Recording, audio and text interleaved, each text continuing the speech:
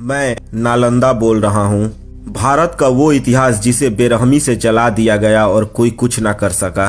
जब बात इतिहास की आती है तो आप केवल मुगलों और अंग्रेजों में ही फंसे रहते हैं, कोई पलटकर मेरी तरफ नहीं देखता। मुझे इतनी बेरहमी से जलाया गया था कि वो आग आज भी मेरे सीने में दहक रही है।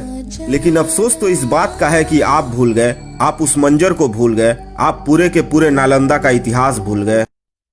इतिहास के काल मुख में ज्ञान का धार नालंदा, बिहार के पवित्र जमीन पर एक उज्जवल इतिहास नालंदा, ज्ञान विज्ञान वनस्पति और धर्म का समूचा संसार नालंदा, लेकिन दुश्मनी की आड़ में जला हुआ राख नालंदा, खोए हुए इतिहास का बर्बाद किस्सा नालंदा। हाँ, मैं नालंदा बोल रहा हूँ।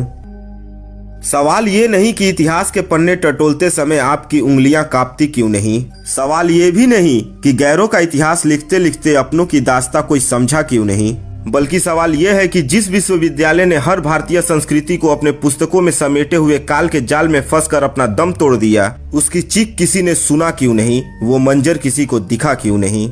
अंग्रेजों और वामपंथियों द्वारा लिखे इतिहास को अपना इतिहास मानने वाले तुम इतिहास के उस कालखंड को भूल गए जिस कालखंड में मैं खड़ा था। पूरे संसार को ज्ञान विज्ञान और धर्म का पाठ पढ़ाने वाला मैं नालंदा, आज तुम मेरे एक एक ईंट को मात्र 100 रुपए में बेचते हो, शर्म नहीं आती। खैर छोड़िए, आएगी भी कैसे। जिसे ये लगता है कि भारत का खोज तो वास्को डी गामा ने किया था, वो नालंदा को क्या याद रखेंगे।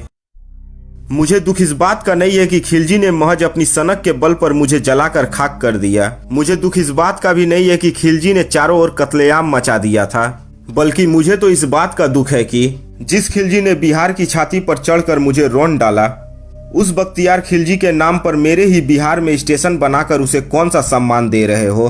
उसकी मजार पर फूल चढ़ाकर सजदे कर कर उस खिलजी को अपनी नजरों में कहां बैठाए हो।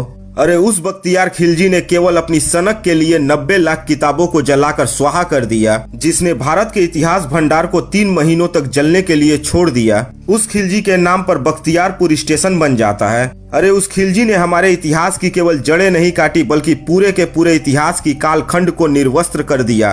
कुछ तो शर्म करो, अगर थोड़ी सी भी शर्म बची हो तो। खैर आप समझेंगे नहीं क्योंकि आप वहाँ नहीं थे, लेकिन मैं तो वहीं था।